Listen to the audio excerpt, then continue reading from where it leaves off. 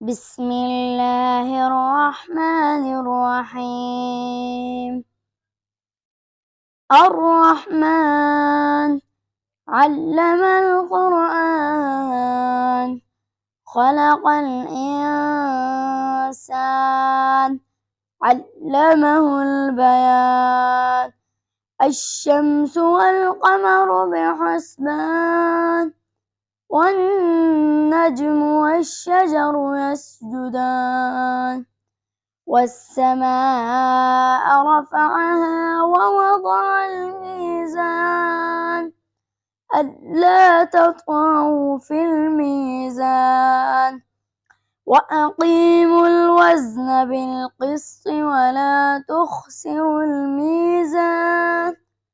والأرض وضعها للأنام، فيها فاكهة والنخل ذات الأكمام، والحب ذو العصف والريحان.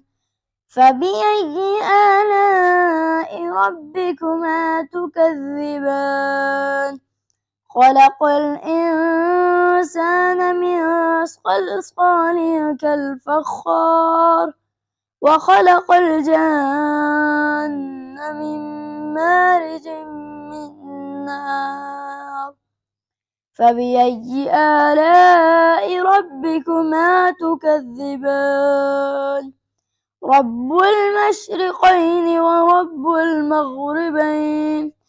فبأي آلاء ربكما تكذبان؟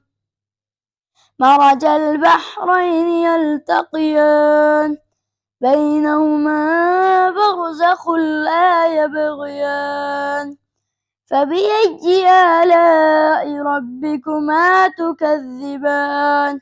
يخرج منهما اللؤلؤ والمرجان.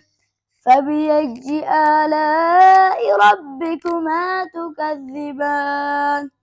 وله الجوار المنشآت في البحر كالأعلام. فبأي آلاء ربكما تكذبان؟ كل من عليها فان، ويبقى وجه ربك ذو الجلال والإكرام. فبأي آلاء ربكما تكذبان؟ يسأله من في السماوات والأرض، كل يوم هو في شأن.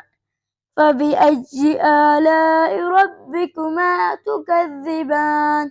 سنفرغ لكم أيها الثقلان. فبأي آلاء ربكما تكذبان؟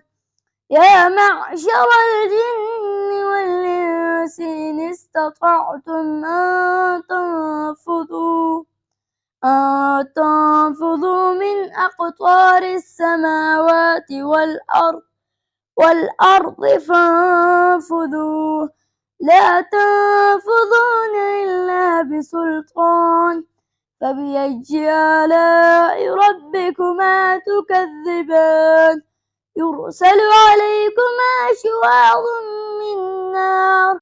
من نار ونحاس فلا تنتصران. فبأي آلاء ربكما تكذبان؟ فإذا انشقت السماء فكانت وردة كالدهان. فبأي آلاء ربكما تكذبان؟ فيومئذ لا يسأل عن ذنبه إنس ولا جان. فبأي آلاء ربكما تكذبان؟ يعرف المجرمون بسيماهم فيؤخذ بالنواصي والأقدام. فبأي آلاء ربكما تكذبان؟ هذه جهنم التي يكذب بها المجرمون، يطوفون بينها وبين حميم آن.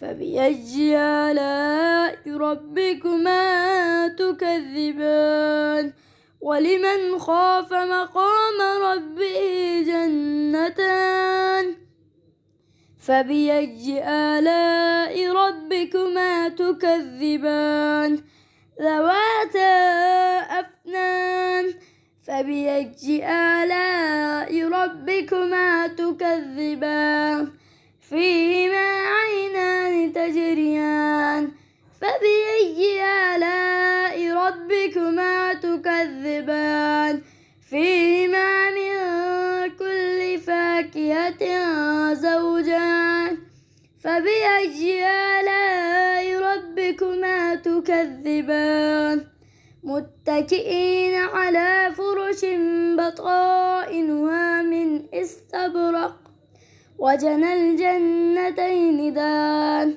فبأي آلاء ربكما تكذبان فيهن قاصرات الطرف لم يطمثهن إنس قبلهم ولا جان فبأي آلاء ربكما تكذبان كأنهن الياقوت والمرجان فبأي آلاء ربكما تكذبان هل جزاء الإحسان إلا الإحسان فبأي آلاء ربكما تكذبان ومن دونهما جنتان فبأي آلاء ربكما تكذبان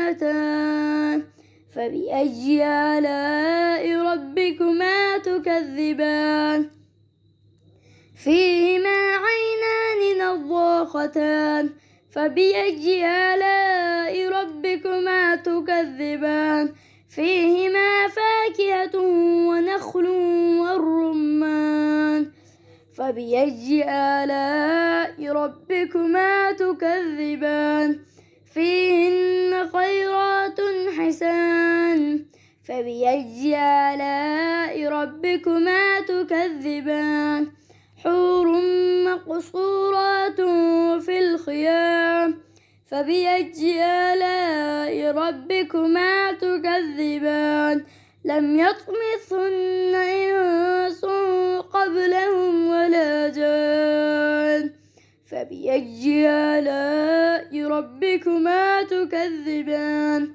متكئين على رفرف خضر وعبقري حسان فبأي آلاء ربكما تكذبان تبارك اسم ربك ذي الجلال والإكرام صدق الله العظيم.